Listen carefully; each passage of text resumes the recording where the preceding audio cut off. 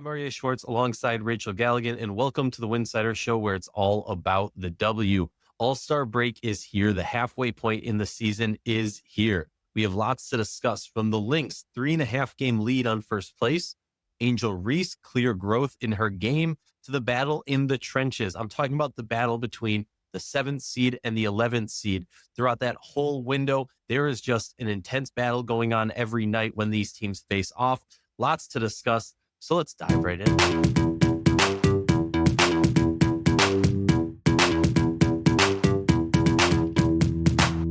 If you like our show, please consider joining our Patreon community, patreon.com/Winsidr. For less than a cup of coffee a month, you can directly show support for the hard work we do covering the W. And don't forget to see our amazing staff's written content over at winsidr.com. That's winsidr.com. In preparation for the season, we've expanded our content on a variety of social media platforms. Make sure you're following us, Winsidr, on TikTok, Instagram, Blue Sky, Twitter, and YouTube. And again, make sure you're checking us out on patreon.com/Winsidr. Welcome back to the Winsidr Show. Excited to be here. Excited to shoot the breeze. I was about to swear and didn't do it. Excited to talk basketball with you, Rachel. You finally landed back home for hopefully more than a couple days. I don't know, maybe. I'm back I think I'm back for 2 weeks, just a little over 2 weeks. So from scouting the world of the greatest young talent around the world in basketball, why don't you give a quick glimpse into is the future bright? Is it dim for women's basketball? What's going on? super bright, super exciting. I mean, you guys have been in this with me for years now. It is hard. I'm not going to lie. Like, we're going to have to use some of this show for you catching me up on the WNBA. When you're over there and you're traveling the world and you're spending all this time in all these different time zones and countries. I've been gone 19 of the last 23 days. And you're so locked in on just that present day and where you need to be, how you're getting there. And then you're watching the competition, you're taking the notes, you're taking the evaluations, you're connecting with coaches. It's just like this whole other world. And it's really difficult for me to be locked in on the W, especially with the time zones, like you don't even realize, especially when I was in Singapore, I was like, what day is it? What time are they playing? I don't know.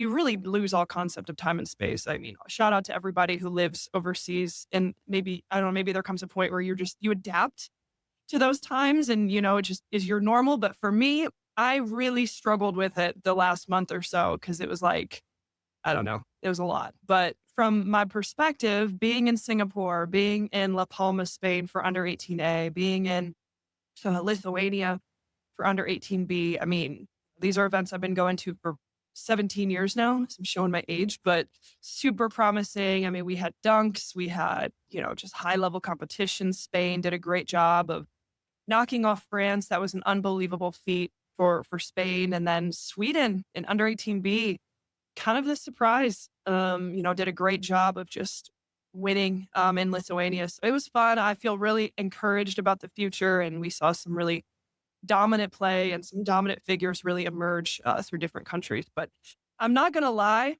I'm going to need you and those listening to kind of keep me updated and kind of fill me in. I obviously have caught up on some things. The big news today being Caitlin Clark is missing the All-Star weekend. Not to be a Debbie Downer, but like that news just came out when we're recording this. And like, obviously All-Star weekend's here.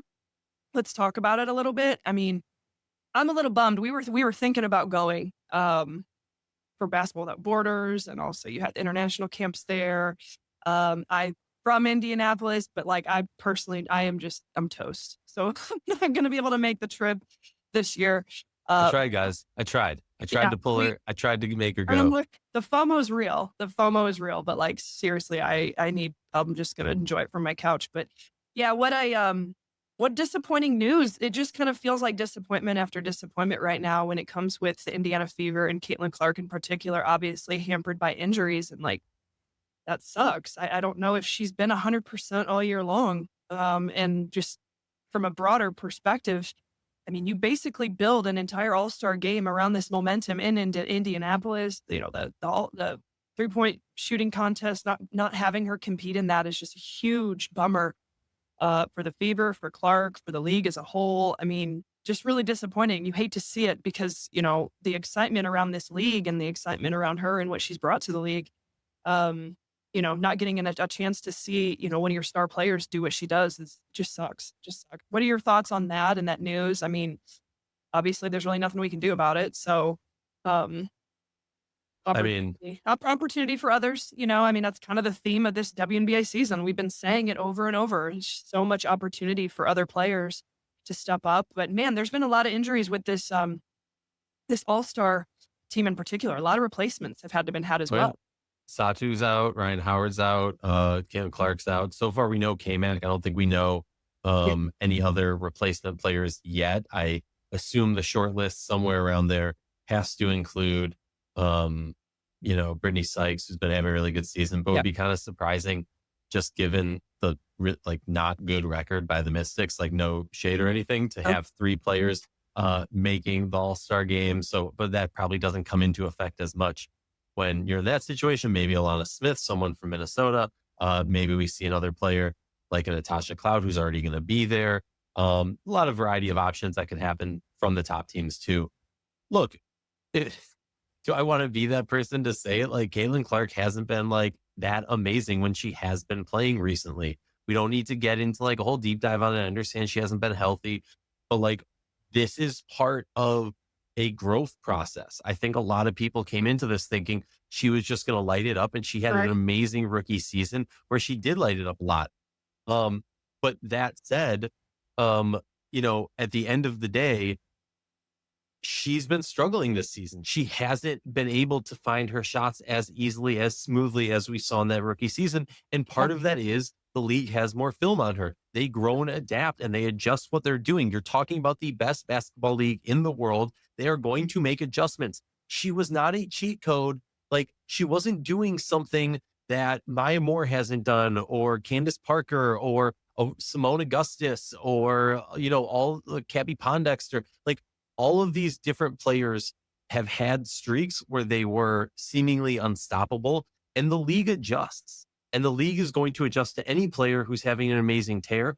And it's up to that player to constantly readjust back. And it's part of the give and take. Asia Wilson is amazing because her ability, no matter what defenses throw at her, no matter what the opponent does to her, finding a way to be successful, find her shots, make her shots, and be active in other stat categories and other, important impact plays. So like, Yep. I think this is a learning experience. And honestly, maybe it takes a little bit of the spotlight away from her. Obviously not so much because it's like 15 spotlights on her, but she could hopefully grow from this. Yeah, it sucks from a perspective of like, you were saying this whole, like, not just the All-Star game, Rachel, like we can be honest about it. The league has started to cater to the Indiana Fever fan base in the sense of like trying to market them on the big time For TV, sure. whatever games and whatnot. And I get that, and it sucks for the league, and we've seen a drop off. But is the barn isn't burning down. There's No, other amazing teams playing basketball. The Indiana Fever and Caitlin Clark were not the best last year. They're not the best right now. So far, it's been a really disappointing season for Indiana. But you still have half a season to make it better. for sure. I mean, and like I said, I mean, we that's kind of what we wanted to do this show about right now is just kind of a state of the union, if you will. We're at that all-star break. Let's just kind of take a step back and like look at everything and just kind of give our general thoughts and opinions. I mean, it's been a really interesting season. Obviously, when it comes to the Indiana Fever, and I think a lot of these teams, there's been a lot of inconsistencies. Even like the Golden State Valkyries, who I would say has been incredibly impressive. Now, granted, I know they've lost 3 in a row. They're 4-6 of their last 10.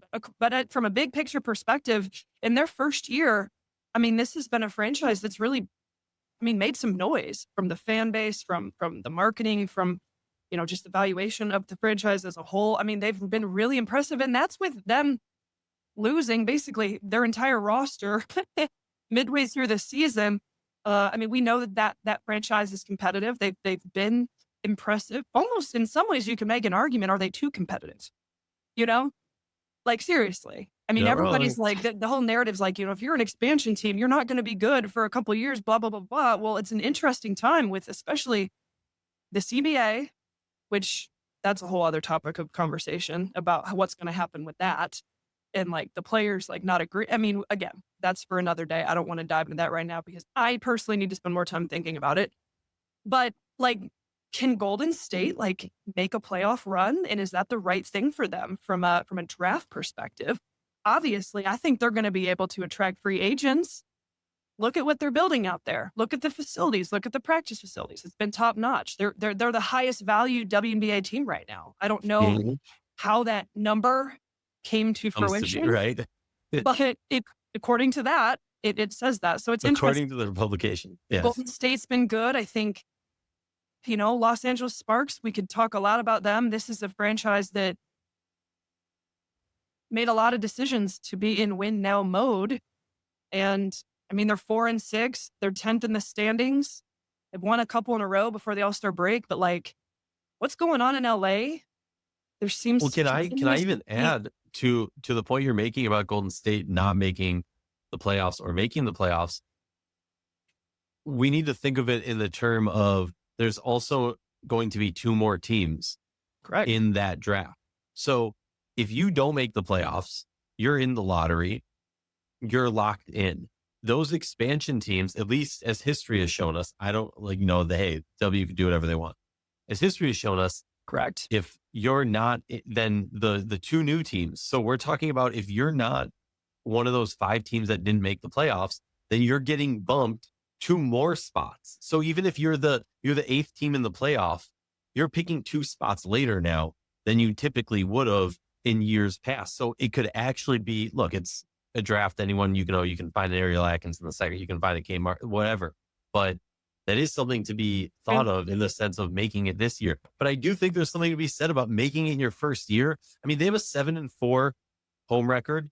Obviously, some of those recent losses have hurt them at home, but that home court advantage is ridiculous. I don't understand why there's reports of Vegas hosting or proposing to host All-Star next year. I feel like the Valkyrie kind of have to, given. I mean, I would be opposed to another Vegas All-Star game. So hot. Let's talk about Vegas. Whatever. Let's talk about Vegas. All right. A'ja Wilson's a freaking absolutely amazing, ridiculous. She's oh my the best God. player in the world. She's the best player in the world. She's still the best player in the world. Her team's not the best right now, or have they been in a year and a half? Or near. I mean, lots of changes need to happen in Las Vegas. I mean, I'm just looking big picture, I guess what I'm trying to do right now is talk about who are the ones at the top. Okay, Minnesota, New York, we expected this. This. I know, honestly, both have flailed at different times. I think there's probably an argument to be made that neither team has played their best basketball yet. Definitely. Like Golden State, I could say maybe they have peaked and played their best basketball. Do they flail and struggle a little bit in the later part of the season? Phoenix Mercury. I mean, I don't know where the bar was necessarily before the season. I think it was solid, middle of the pack, top 6. I think this team, could make some noise, but honestly, no one really kind of knew. The Phoenix Mercury, I think, have they played their best basketball? Have they peaked? I think it's probably not fair to say that because they have been hampered in and out with injuries. Now you add a piece like DeWanna Bonner. This team's legitimate. I think this team is legitimate. I think that they do have another gear in which they can play on. And then feel free to interrupt me if you feel like you disagree. No, the thing with the Mercury that I find interesting, first of all, I'm going to point out that you and me disagreed about whether or not they'd be good this year. And you were right. I had them over Seattle. As of now, I'm right. We'll see how long that goes, right? They're just a couple games apart. Don't pick the early winner of the race, I always say. No, but Phoenix is interesting. Phoenix is interesting because what I've seen in the past couple games is that when you added Bonner's been great since being there. She's been hitting shots, much more looking like herself than we saw in Indiana. The only concern / question that I have is, at no point this season have we actually seen a fully healthy Phoenix Mercury roster. Correct. A game or two there, we saw the big 3 together. But even then, we know Kyle was still coming back, wasn't 100%. Satu had a lingering, there was all these things going on. And now you add Bonner, and over the past few games where they've been really hampered, I think last game against Minnesota, they only had 8 players or something. I've seen, there's a positive and a negative to this where they can kind of, because AT and Bonner have played together for a good period of time and they are so close and they feed off each other in that way, they're able to kind of revert to a slightly different style of basketball to survive the injuries is what it seemed like to me. And my worry is that that's going to carry over when the injuries are done, that the style of basketball that we've seen be so successful for them this season might be altered with the addition of DeWanna Bonner. And I think that was something that, we talked about when there was discussions of this possibly happening. And not to say like, oh, it's obviously about to happen. It's just that's my concern because I saw them adjust, and it was justified in that situation. Mhm. But I worry coming out of the All-Star break, if they're a little bit more healthy, Satu's back, so and so, how does that change their game? Yeah. Yeah. So, okay, we both agree. We don't think we've seen Phoenix peak or play complete basketball. How could you, especially when you have an element like this added in the middle of the Hmm. season? All right, what about Seattle? I mean, Seattle's been very impressive to me. I think they've taken a jump this season. I think the chemistry on this team is the most, from what I've seen. You can correct me if I'm wrong. No, I've here been we in and out the last couple of weeks, but from what I've seen out of Seattle is they've got what it takes to be competitive with anyone any given night. It's been more about consistency, putting together a 40-minute consistent effort with this team.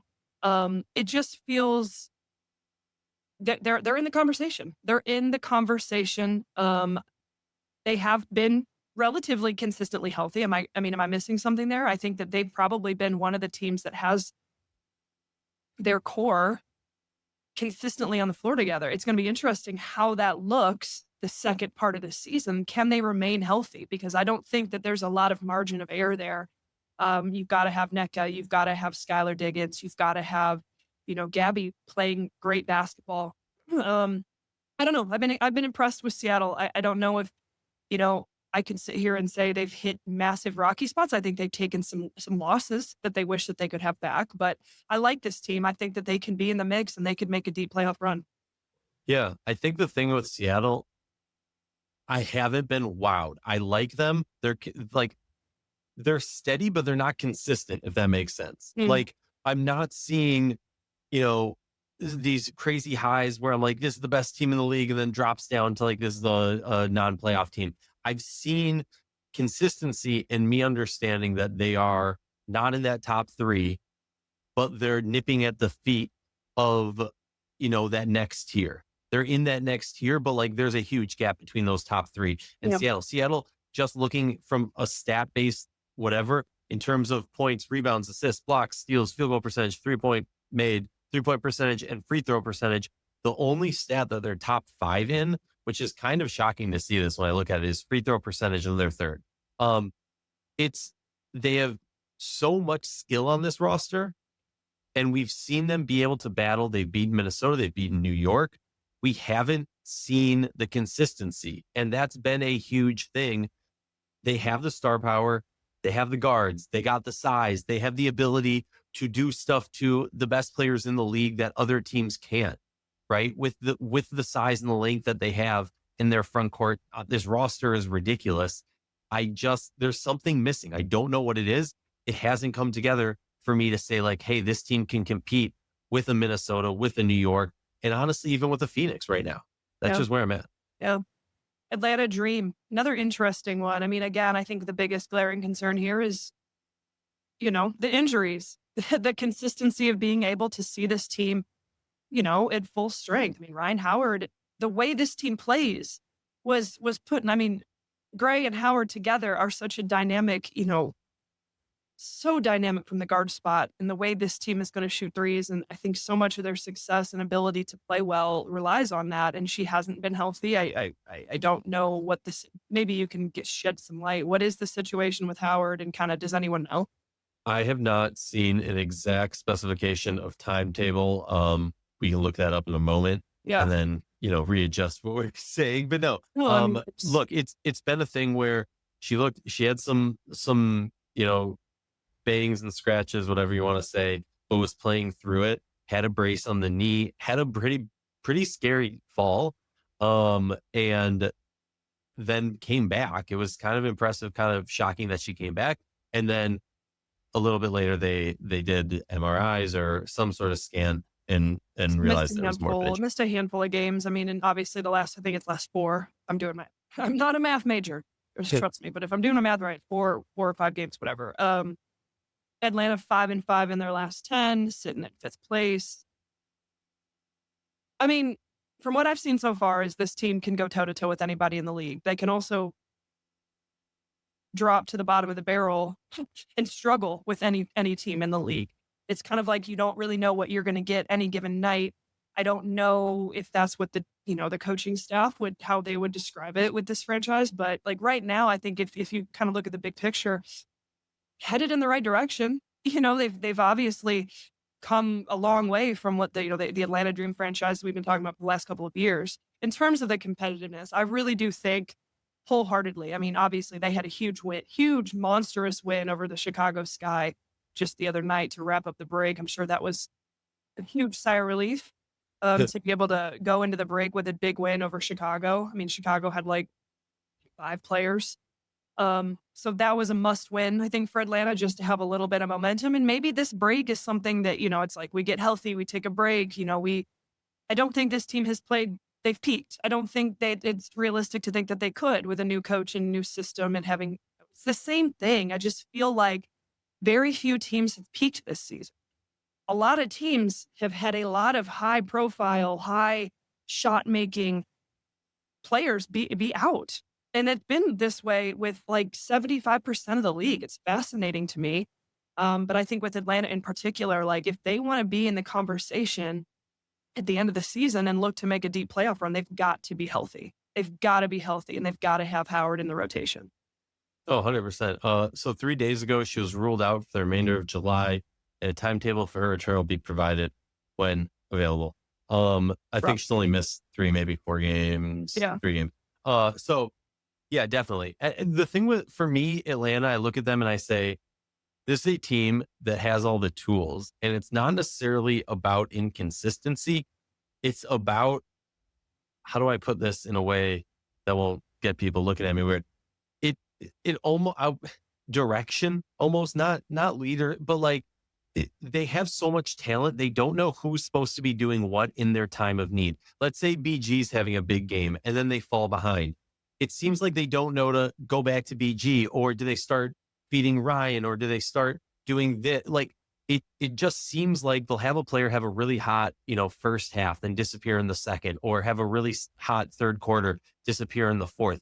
There needs to be more of a focal point for me, at least when I watch this team, of finding the player that's been successful, or figuring out who to go to in that exact moment, who fits that moment's need. And I think that's the difference between a good team and a great team. They understand how to play off the player who can provide the most in that moment, because you should have a roster that can do it, and they do. Obviously, though, yeah, not having Ryan Howard kind of puts a huge well, huge hole in that. We don't need to go through every team. I mean, like I said, I just wanted to catch up on, like how are we feeling about the first half?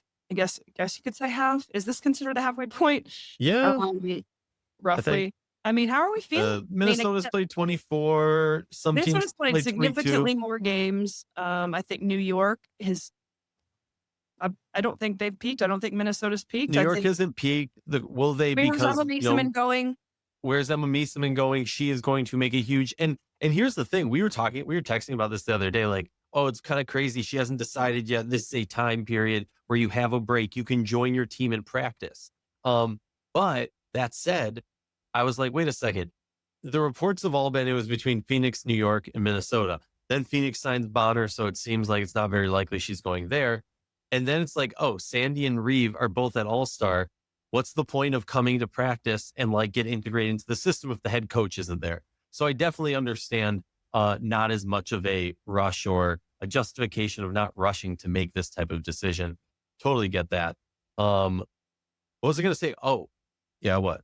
No, I'm just, it's up. I mean, I guess, do I say it? My sources, have made it very clear that Emma Meeseman is down to, the Minnesota Lynx and the New York Liberty. And you're kind of sitting back and you're kind of looking like, okay, like if I'm Meeseman and I'm looking to make this decision, what is best decision for me, to come in here and make an impact here the second part of the season? And what is that role? What is that impact? And where do I have the best chance of winning a championship? And it's interesting. It is the top 2 teams. I don't know what some of these teams are doing, waving players, thinking they might be in the conversation from LA.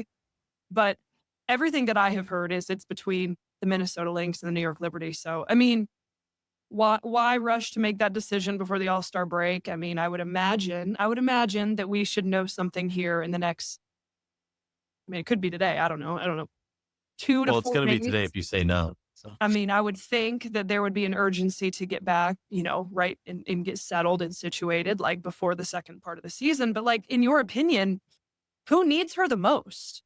Who needs a player like Emma Mieseman to come in and help them? Because both Minnesota and Liberty, it's not like there's sheer dominance. You've got Jonquil Jones, mhm. who's been hindered with injuries with the Liberty. You've got Minnesota that just waving and changes, just seems like they're missing a piece. You can slide Fee over to the wing, but do Mieseman and Fee play well off each other? To me, my gut tells me that Minnesota would be the better option. And that's just based on my opinion. That's not like, I don't even know what the thought process is, but it almost feels like to me, Minnesota might need her more. Yeah, I think Minnesota needs her more because here's the thing. If let me like this is just the way my brain works. You game plan it out. You put her on New York. Okay, do you at that point, what do you do with the whole Phoebich Cloud situation? Right? Does Emma come off the bench or do you go big three up front, Mhm. Emma, Stewie, JJ, and then you have Phoebich at the point, and then you got Sabrina. That is a ridiculous five. For And then sure. you got Cloud coming off the bench. For me, that's a more successful because that's five scorers. Whereas if you have Cloud in there, that's four scorers and teams can kind of adjust. And that is why New York was able to win. Again, I say this all the time. Why New York was able to win is because they had five scorers out last year. Um, Minnesota, I cannot stress this enough. They have been missing Chechi Zandalicini and Bridget Carlton of last year. Bridget Carlton of last year was shooting much more frequently, much more comfortably, hitting a higher clip.